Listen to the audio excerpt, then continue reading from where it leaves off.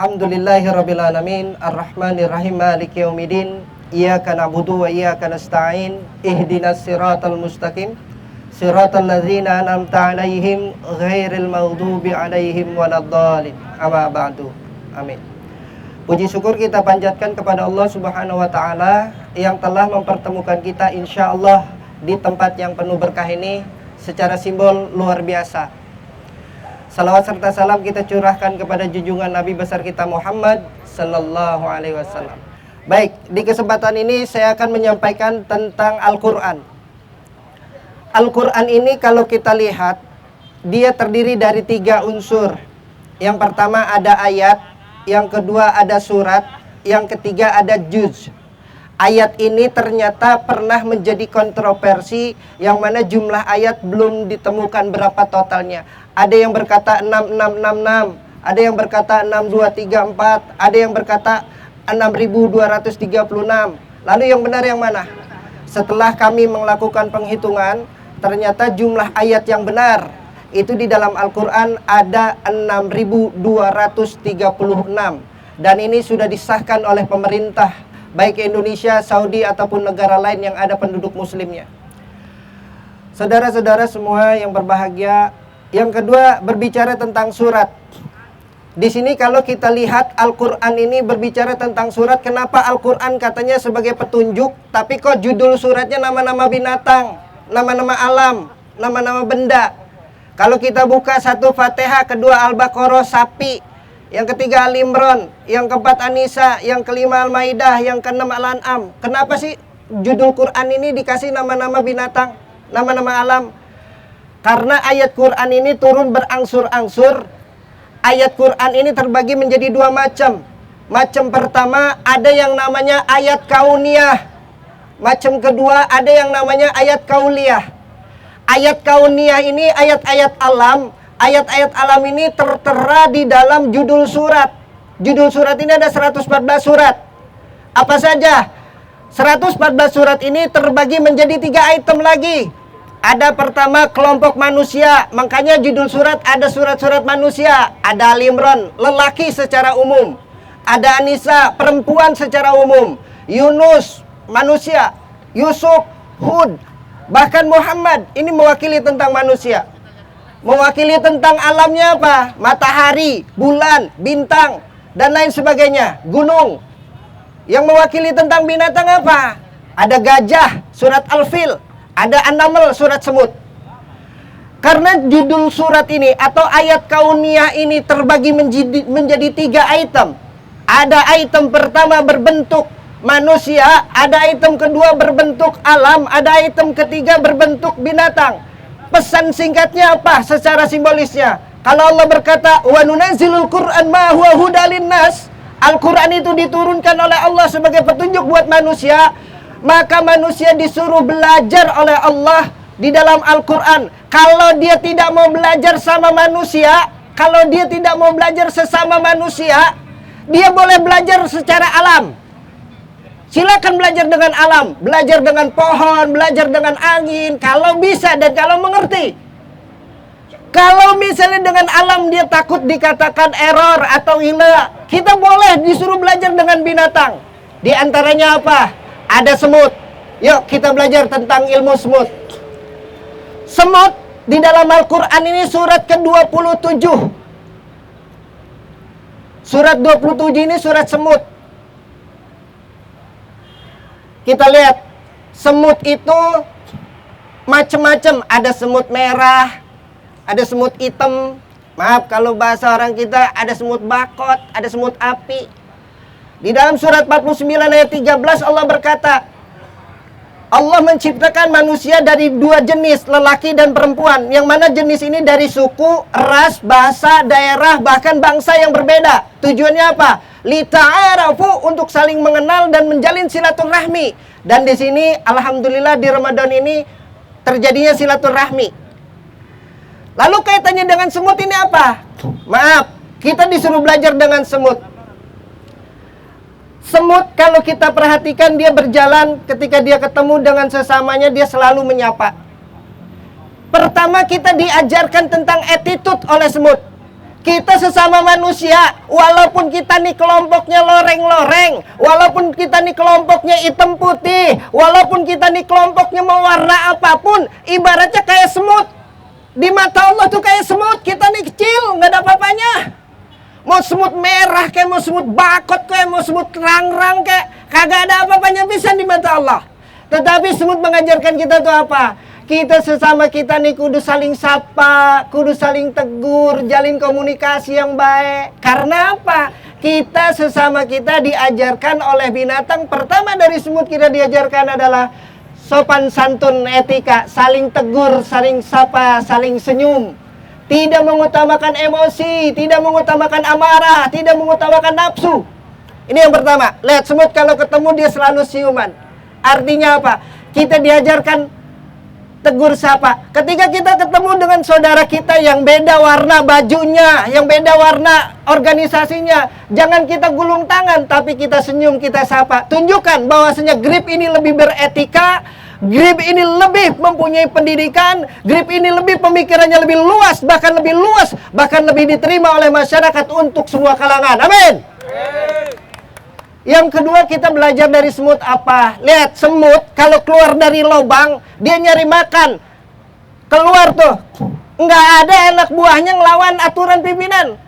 Semuanya ngikutin. Nah, kalau ketuanya ke lemari jalan, dia ngikutin, nggak ada yang motong jalan.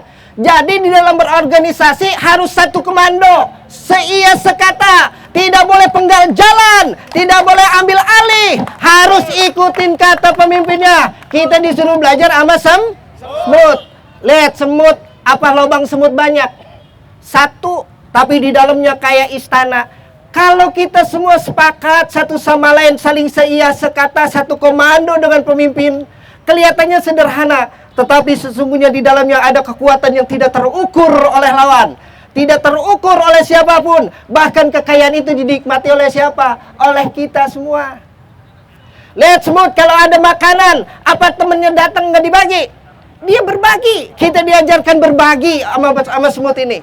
Berarti Grip di sini sosialnya tadi disampaikan, berbaginya kita sudah diajarkan. Selanjutnya apa? Semut ini ada keunikan. Semut ini, an-naml ini terdiri dari 5 huruf. Alif, lam, nun, mim, lam. Alif 1, lam 23. Berarti kalau ditotalkan kan 24. Nun 25. Berarti kan 49. Mim 24. Berarti 73. Lam 23. Berarti 96. Di dalam Al-Quran surat 96 itu apa? Iqra, baca. Baca di sini apa? Mata kita, telinga kita, mulut kita. Artinya apa? Kaitannya dengan semut dan Grip.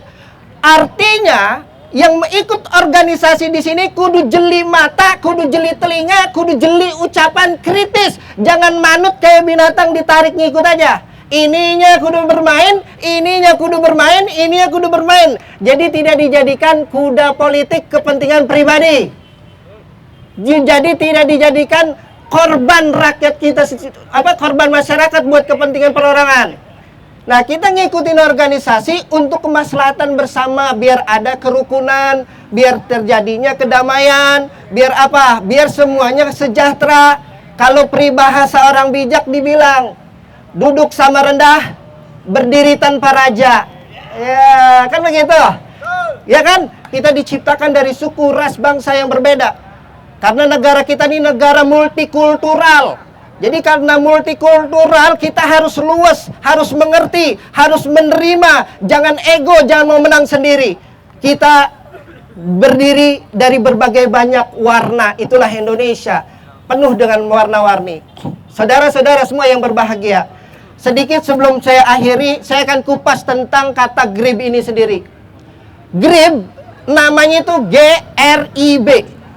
Kalau ditinjau dalam konsonan hijaiyah di dalam Al-Quran, huruf G itu jatuhnya di huruf Ghain. Ghain itu dalam hijaiyah konsonan yang ke-19.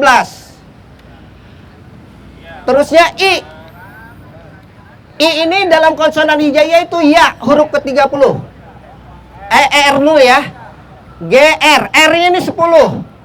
Berarti kalau G-nya 19, R-nya ini ro, 10, berarti 19 tambah 10, 29. ditambah ya, alif, i-nya itu.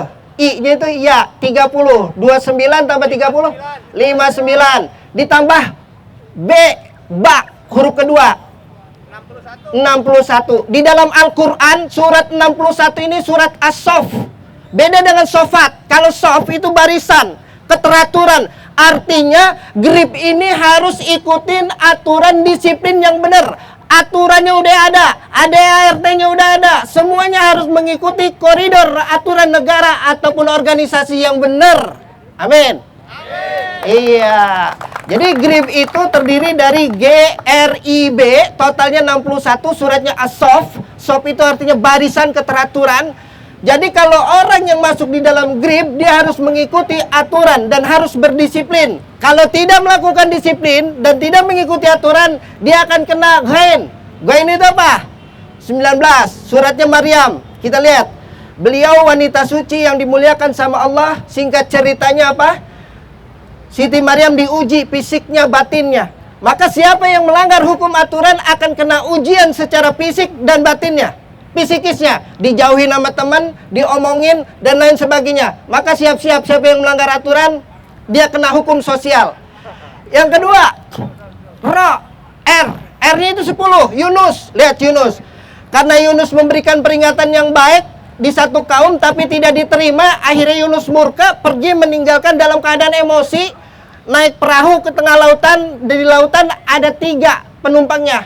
Ternyata setelah di tengah lautan, ombaknya besar. Ini bahaya akan tenggelam. Maka diadakan undian, salah satu harus nyebur, dibuang ke laut. Singkat cerita, akhirnya dalam undian Nabi Yunus selalu kalah. 1 kali, 2 kali, 3 kali, sampai ke 5 kali Yunus tetap kalah. Akhirnya Yunus menceburkan diri ke laut. Lalu ditelan sama ikan nun atau ikan paus. Dan diperintahkan saat Allah, hai ikan paus, telanlah Nabi Yunus alaihissalam dan jangan kamu cabik-cabik tubuhnya, karena di dalam tubuhnya tidak ada rezeki kamu. Tapi poinnya apa? Nabi Yunus dipenjara oleh Allah secara alami berdasarkan hukum kausalitas di dalam perut ikan hiu selama 40 hari. Jadi siapa yang melanggar hukum aturan, perintah larangan, maka dia akan diuji secara fisik dan batinnya dengan cara apa? Hukuman Minimal 40 hari. Perasaan dia gamang, dijauhin teman, kagak enak, segala macamnya kagak nyaman. Kalau dia melanggar hukum aturan. Itu ro-nya. Sekarang I-nya. Kan G-R-I ya. I-nya di sini hurufnya 30, Arum. Rum di sini bangsa Romawi. GRIB ini bukan satu suku wilayah doang. Jadi GRIB ini bukan bergerak di Tangsel aja. GRIB ini nasional, di seluruh pelosok, di 34 provinsi di Indonesia semuanya ada. Artinya apa? Dia sudah berbicara tentang ruang lingkup kenegaraan. Maka ikutin aturan negaranya, ikutin aturan organisasinya, satu komando dengan pimpinannya, insya Allah berjalan damai, aman, lancar, dan sukses apa yang diinginkan oleh GRIB. Amin. Terakhir ba. Ba-nya itu B-A-nya ya. Yang B-nya 2, suratnya sapi. Ingat, sapi itu banyak potensi. Semuanya bermanfaat, kulit bermanfaat, daging bermanfaat, susu bermanfaat, kotorannya bermanfaat. Artinya orang yang ada di dalam GRIB sebetulnya mempunyai banyak kemampuan. Potensinya besar, cuma belum mengenal dirinya mau jadi apa. Sebetulnya saya lihat abang-abang ini luar biasa, punya kemampuan yang sangat-sangat dan amat luar biasa. Insya Allah setelah bergabung di GRIB dan ikut terus tentang apa yang harus dipelajari, akan menemukan titik terangnya harus bagaimana. Amin. Saya doakan semoga jalan hidupnya kebuka, rezekinya kebuka, selamat menjemput rezeki mulia untuk menafkahkan keluarga, anak istrinya di rumah. Amin. Dari hati saya yang paling dalam, tidak ada niat ingin mengajarkan abang-abang semua, tidak ada niat ingin menceramahi abang-abang semua yang ada di sini. Saya cuma bercerita apa yang pernah saya pelajari gitu, sedikit banyaknya. Kalau ada yang kurang berkenan, saya minta maaf. Billahi taufiq wal hidayah. Wassalamualaikum warahmatullahi wabarakatuh.